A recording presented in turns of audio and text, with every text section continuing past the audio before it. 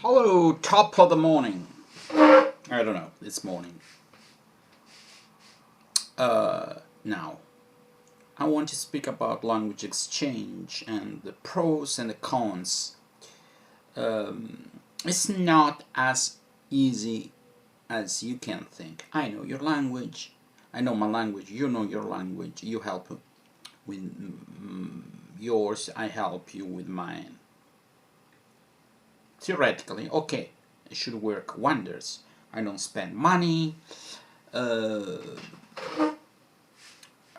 are a series of problems that make this a tricky endeavor. First of all, finding the right match. You know, many websites of language exchange allow you to say whatever you want. There's no control. You can say you speak. Many people think this right to speak English as their native language. Probably not. The division of intermediate, proficient, native speaker. And if somebody's like me that speaks English fluently, but theoretically he's not a native speaker because I live in Italy. I don't speak English on a daily basis other than these videos. But on the other side, I'm completely absorbed and living in a so-called English-speaking life. I watch English videos, I read English, sometimes I think in English. So yes, there are things, richness, of vocabulary, idioms.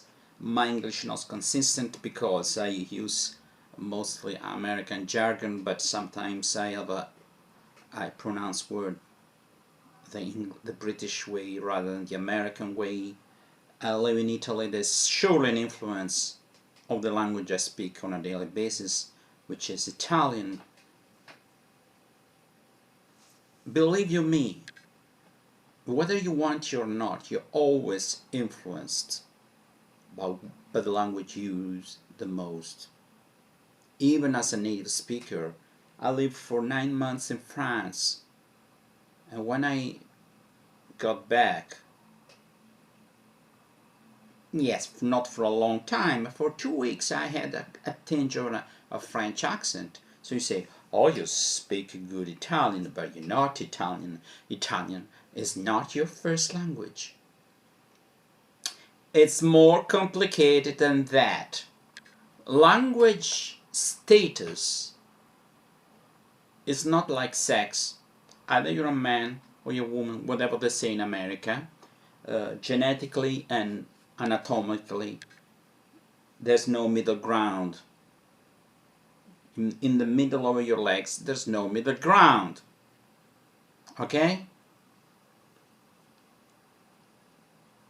Languages is not like that. We were not hardwired from our birth to be a native speaker of a language. Okay? I mean, there are studies that say that children recognize the sound of the language around them, even in the belly of the mother, in the womb, so of their mothers. But I have a huge experience because I've been teaching languages, I've been learning languages, I've been speaking with people who learn a language. I let speak them the language they say they are fluent or they're not fluent and are learning. So I gathered a lot of information. Okay? People can lose grasp even of their native language. For example, I lived in Italy till I was 18. Now I'm 60, and I'm living in an English-speaking country.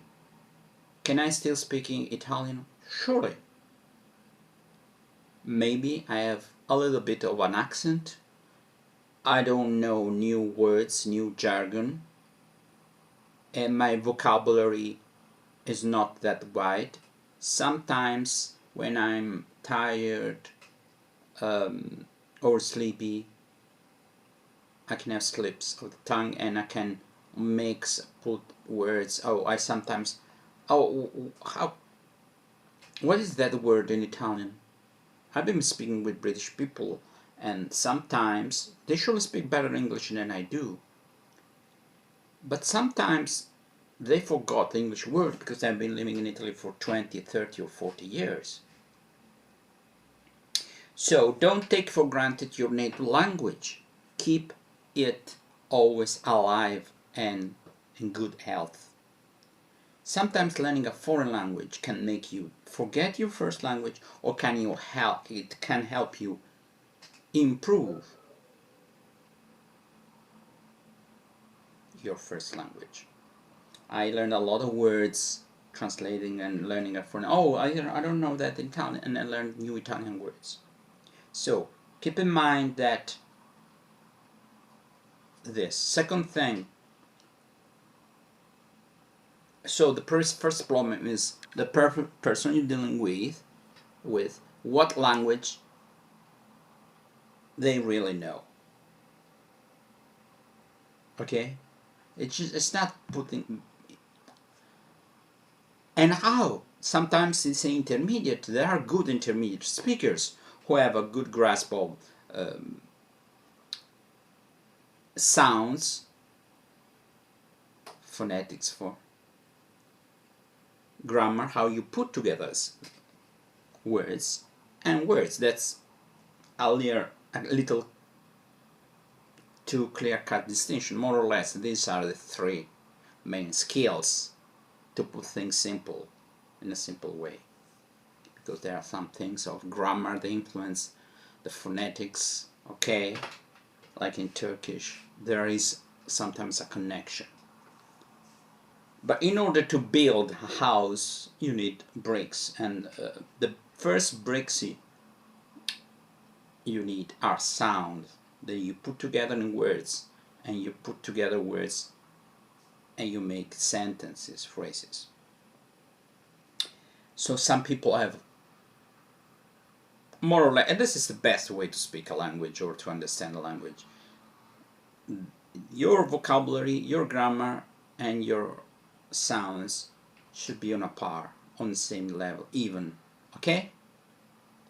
Otherwise, it's kind of, you see people who have a perfect accent almost, and they don't know words, and they speak perfectly. It sounds alright if you write it down, but when they speak, the way they speak puts you off and you don't understand.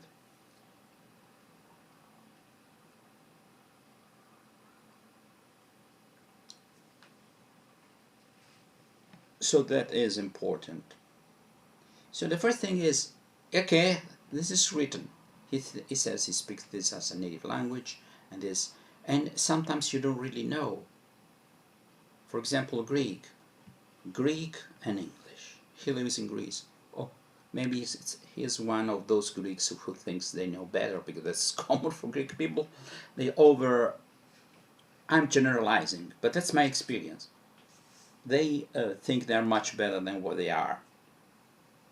It's a cultural thing, you know. There are some countries there where they don't say, they try to be, not to overestimate themselves, like England. Sometimes, I have a bit of knowledge of that language, and maybe they know it well, but maybe he's an English person who lived in Greece, or somebody like me who is mixed. But I would never say my English is perfect. No, I would never say that. But my English is much better than most people because I know that. Knowing your flaws, your shortcomings helps you improve. The moment you think, I know English, no. If I'm learning new languages, that means that I still need to cultivate my English because it's the language I love the most, in spite of American politics and British, politics nowadays, what is going on with Russia. That's why I'm also trying. I still haven't started yet. I spoke with some Russian women on the web. Not because I'm looking for women, it happened. Um, I noticed that women are more into languages than men. I think it's a cultural thing, also it's a genetic thing. I'm sorry to say that. I'm a man, but I think women, generally speaking, have more facility when it comes to languages. Slightly. But generally speaking, women are more into languages than men. Um, so,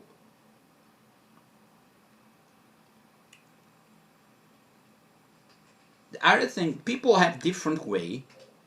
Some ways are clearly wrong. I'm sorry to say it, some things are not just an opinion. There are many ways of doing a good thing, but there are other ways that are really bad. I don't say only my way is good. Oh no, there can be other good ways, but there are surely bad ways. I say, but I'm learning just like that. Sorry for you. Other things, absolutely beginners. I'm an absolute beginner in Russian, and you're an absolute beginner in Italian. First of all, I need to say that if you know English, you know French, many words are familiar because French is a Latin, is a Romance language. English is a Germanic language with huge uh, Latinate Romance vocabulary. Okay, not the main words like on, down, there, here, but other than that, it's full. It's completely not. It's almost half of the words are from French or Latin, whatever. I'm speaking when you learn a language. So a Russian who knows, for example, French, less English, but if you know Spanish, or even Romanian, we are both beginners, but he has an advantage. Okay? No question asked. He has an advantage. I would have an advantage if I'm an Italian speaker who knows Serbian or Polish or Bulgarian. Okay? Not that it's the same language, but I have an advantage if there's an exchange at the beginning. But that's a two-edged sword. Sometimes this is an advantage for comprehension, but when you speak, oh, you tend to use the grammar, phonetics of the language you already know. It means it leads you somewhere where you need to go, but then you don't know exactly where you are. So, if I speak Russian from scratch, I'm learning from scratch. And there is a Polish person has a huge advantage. Maybe after 3 years, I will speak Russian phonetically better because I'm not influenced by a similar language. That's why I heard Polish people speaking much better Italian than Spanish people, French people. Portuguese people, I don't know for what reason, they usually are better at languages than most other um, speakers of Romance languages. But you can have an exchange if you don't think, oh, I'm having a conversation. You cannot have a conversation, but you can speak to each other almost like you are babies, or you talk to the other person like he's a baby. I know it's not exactly the same brain. There are difference. Baby as a blank slab is blank board, so it doesn't have influences by other languages, but he cannot. He has a mind software that's less advanced than another person. Then we get older and older, and we say rimbambito in Italian. I mean, we get again like children, but generally speaking. But the process is all right, because the way of absorbing languages with these differences, but more or less is the same. There are interferences by other languages we know, but for example, I want to teach you Greek, modern Greek, obviously. I start from using what we call realia, real object. Kutali, kutali, flitzani, to kutali, ine sto flitzani, flitzani. Ένα φλιτσάνι, ένα μικρό φλιτσάνι, ένα μεγάλο φλιτσάνι. Μικρό, μεγάλο. You start like this. It's a very good method. And then in time you improve on. That's why somebody who has been using this method can help you a lot.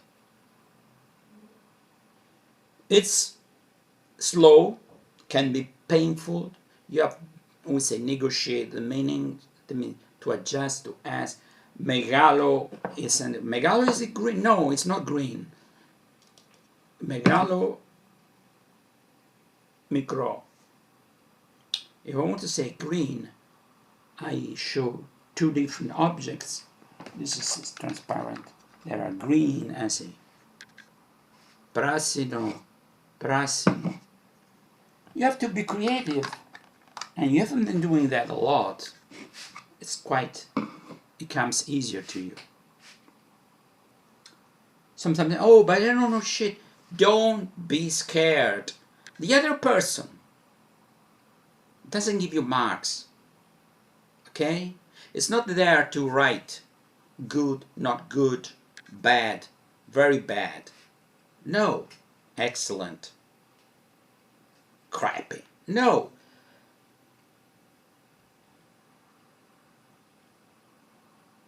So don't be scared. Oh, I'm gonna cut a fine figure. No.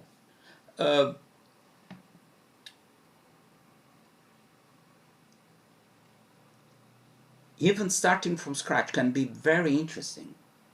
Very interesting, and you get the right transition. Don't, write it down. No, don't write anything. Your ears must, from yours, the sound gets into your brain, because it's the brain that, okay? And then little by little, you develop these pigeonholes for new sounds. It takes time, because we don't really hear. When we hear, let's say a computer is a recognition software. We don't hear exactly when it comes to languages, sounds. We have a recognition software. They sometimes put sounds in that pigeonhole we already know, and it takes time for our ears to catch the right sound and have a recognition software for this new sound. It's different. Otherwise, we tend to say, for example, I don't have a word for orange, and I say in my language, and I would categorize that kind of red. Okay? Other languages have a specific word. For example, we have a specific word for the sky.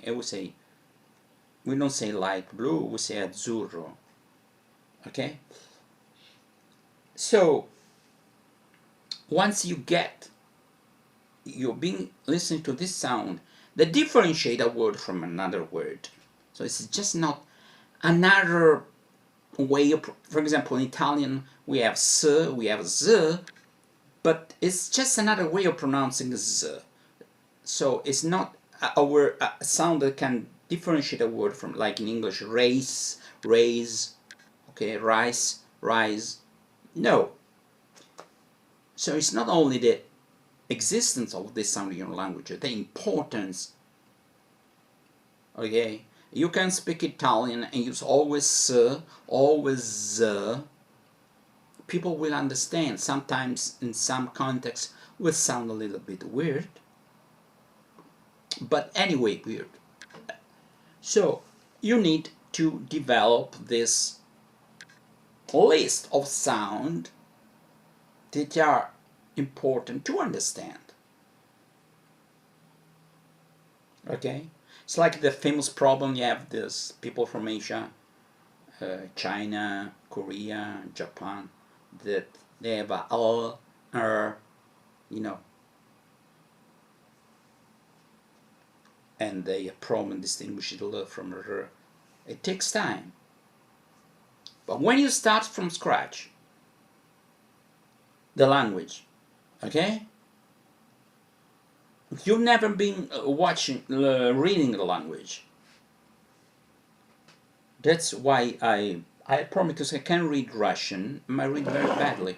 I would have, okay, I don't know how to read, just spells, just pronounce and repeat. It takes more time, but it's more, what's the right word? I don't have a blank. You have more results. Other things that I want to say. So you need to find a person. It's sometimes a problem is if you are both starting from the beginning, you're beginners. Okay, you can do like this. But sometimes, and many times, I would say most of the times, you're on different levels. You can live with that. Don't get offended if the other person speaks your language much better than you speak his language. It is luck of the pot. Okay? It means that maybe you speak other three languages much better, and he knows only your language better than yours. It's not a competition on who is a better linguist. I don't like this attitude. I know that's a lot. This is a common thing on the internet. People show off. Don't show off, because even people who know very well a language, you will find somebody who will bunk you, so to speak. It will find fault with your language, because believe you me, I think I know English. Surely I've been mispronouncing some words. I could have used better words. I live in Italy. I can live with that, sir. Pardon the pun. I can live with that. So, you deal with another person, don't be in competition. Don't play, oh, I don't learn, I'm not learning, because no, you're not learning because you haven't been exposed to the right language in the right way. That's why I say sometimes a good method, a good way of learning a language is very important. The old way, before the 50s, so to speak, with the grammar, list of things. There are languages that apparently don't have a lot of grammar. One of these is English. I go, you go, she goes, only goes, go, go, go, go. But they have other things. When I use the present perfect, it's difficult in English. It's difficult because sometimes in some situation it's different in British English and American English. So don't think learning a language is learning only grammar and memorizing words. It's completely wrong. You can learn a language for years and you will never be able to use to learn people, to understand people, and to speak without I have to go to the station. If you speak like that, sometimes people can stand some mistakes, but you speak without pauses and with the right accent. I don't say you need always to make mistakes. Everybody makes mistakes when they speak, even native speakers. Oh, how many times I hear people making mistakes because we're not prepared. We think we're saying something, we change the subject. So in Italian, if you change the subject, you say you should have a change ending of the words, and you start thinking about something that's masculine, and then you revert to feminine for some reason. We always make mistakes, even native speakers. Try to, even if you know little of a language, that little that you know should be almost like a native language, like you're a native speaker of that. That's my approach, okay? So you should be like theoretically, okay, a native speaker of English who is 18 months old or 2 years old, okay? Is a 2-year boy.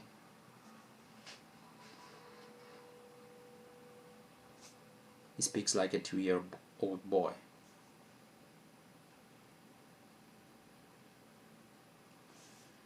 Other things. Take a step at a time. Don't jump the gun. You shouldn't. Oh, when I used to run marathons are 42 kilometers. Surely I was prepared. Okay. But if you think 40, when you start 40, you think I'm doing this kilometer and another and another and another. Okay? So take into account it takes 4 or 5 years to come to a point that you're quite fluent. You're not a native speaker, but you're not scared of speaking. You don't feel like a moron when you speak the language. Nobody should feel like a moron. But anyway, it takes time. But if you do that every day, like you're growing muscles, you don't go to the gym and after a week you want to see that. Okay? It's not possible. We know that. People know that. But also they know that it will grow, the muscle will get bigger automatically if you do the right exercise. Same for languages. If you're exposed to the right language in a gradual way, in a consistent way, even if you think you're a moron, you don't have a knack for language, whatever they say, it's an excuse, the way I see it, you will learn it. For example, I don't have great expectation for Russian because I don't have decades in front of me. If I'm lucky, I have 3 decades in front of me, if I'm very lucky.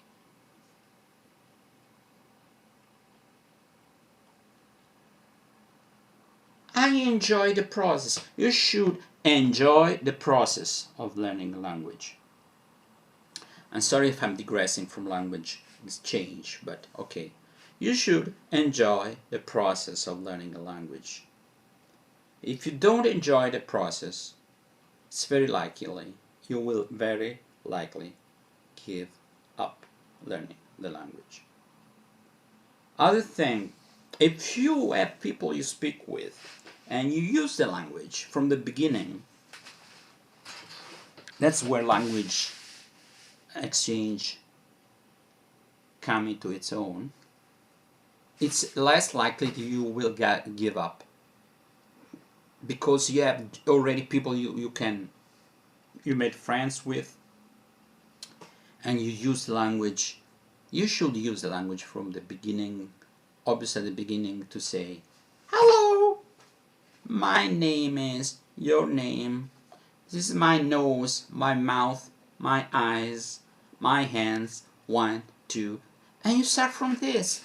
You're like a child, a baby again, okay? If the language change becomes, I speak it for 30 minutes, you speak for 30 minutes, doesn't work like that. It becomes a chore, like a school thing, and it becomes boring. And sometimes not possible because you use it. It's normal at the beginning. If the other person knows your language better, he will speak more.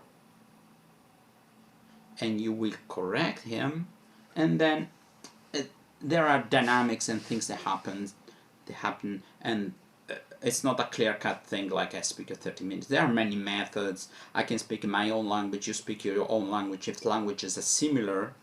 And for example, I forgot how to actively use verbs in Portuguese.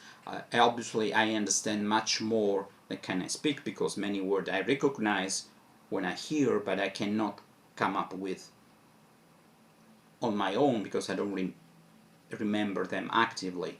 So he can speak Portuguese and I can speak Italian. Okay? In time, little by little, I would be more confident because I've been listening to a lot of Portuguese. Obviously, this method can work for some languages. It doesn't work well with Chinese or Japanese or Turkish because you don't have this advantage at the beginning. So you should use a different way. Because I've been exposed to some Russian these days, and okay, I understood in 3 days of people speaking, I remember more or less how to say where, when. I don't understand, and I wrote down the numbers that I have to reread again. I know it's very little, but what you've learned in real life, trying to understand, believe you me, it sticks in your mind, with your mind.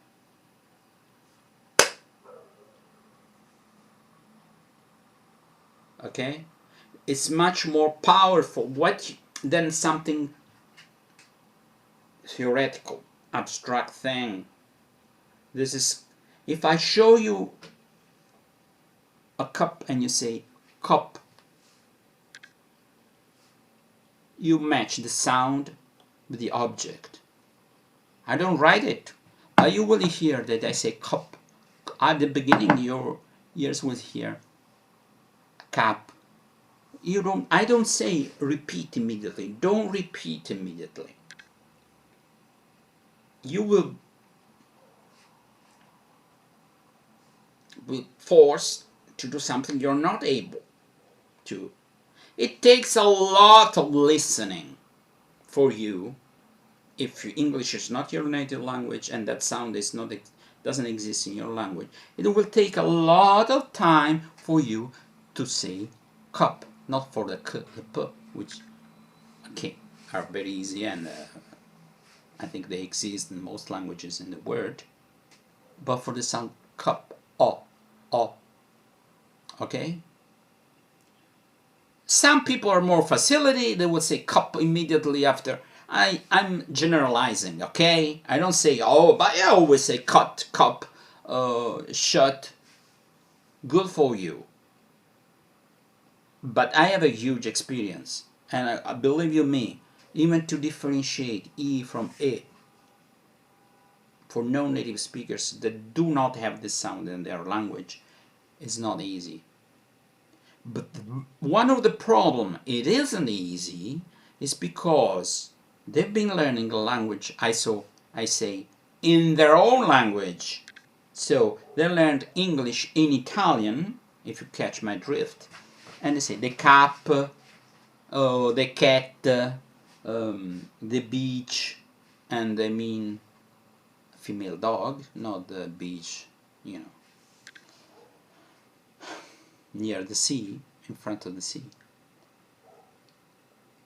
It takes more time to destroy and build again than to build from the beginning.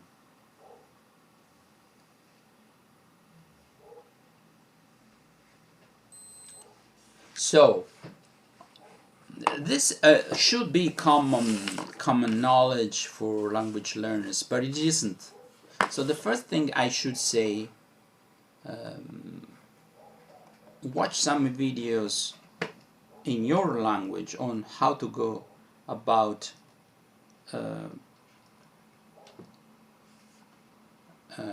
learning a foreign language, okay?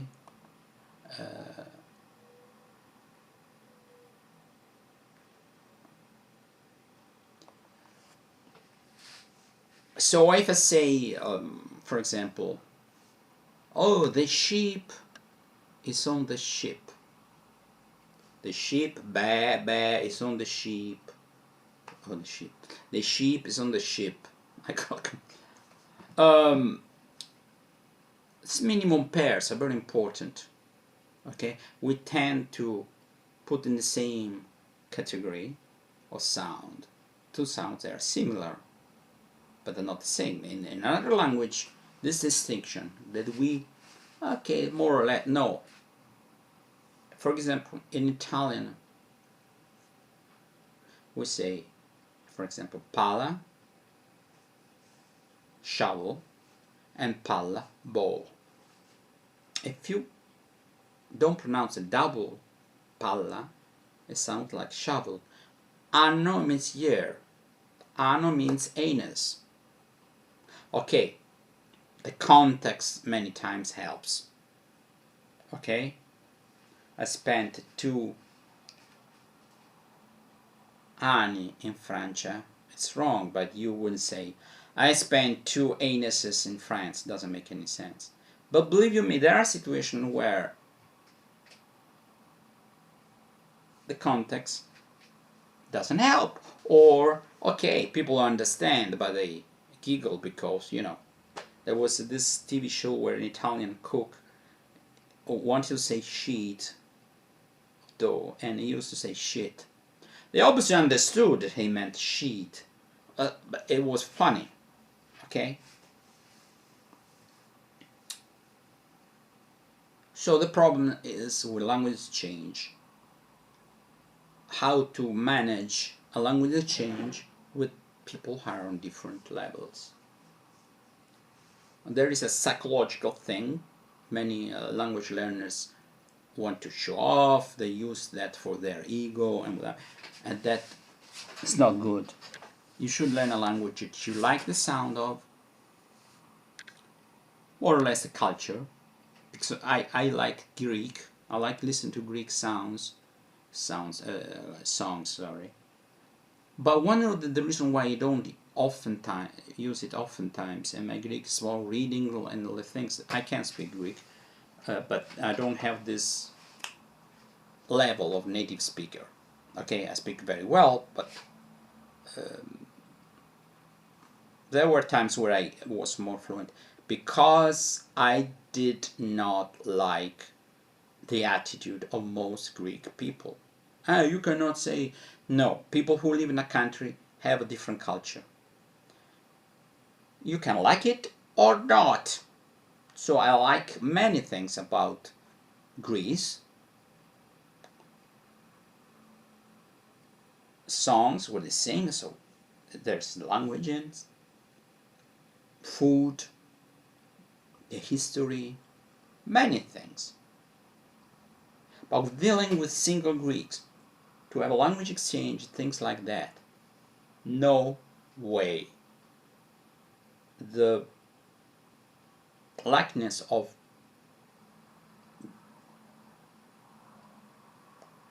quarreling is high. When I dealt with Turkish people, much easier. The problem, I don't know why I gave up. I should start again little by little.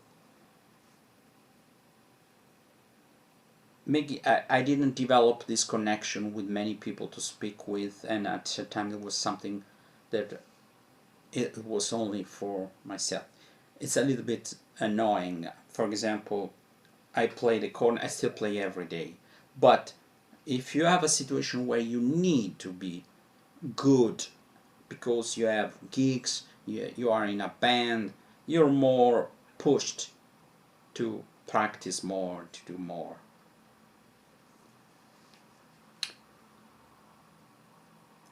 So the problem is dealing with a person who can't take the fact that one of the two is much better or much worse, and have the same way of learning. I know a lot about teaching languages or helping people to learn a language, because I don't think you can teach a language like you teach history or geography or mathematics. And when I say the person on the other side doing things the wrong way, in a half-assed way, so to speak, I cannot exchange, have this language exchange. I speak in Italian, I write down. I say, don't write it down. Listen to the sound. How can I spell coppa? You don't ask me that, because Italian, for the most part, is phonetical. That's the only way to write coppa, C-O-P-P. If you ask me, you don't know the difference from coppa or coppa. And this is not a spelling problem. That's a phonetical problem. So we can do other things with minimum pairs. Capello, cappello, capello. Okay? So if the other person thinks they know better, they know better. I think they know better. Leave them alone. Nobody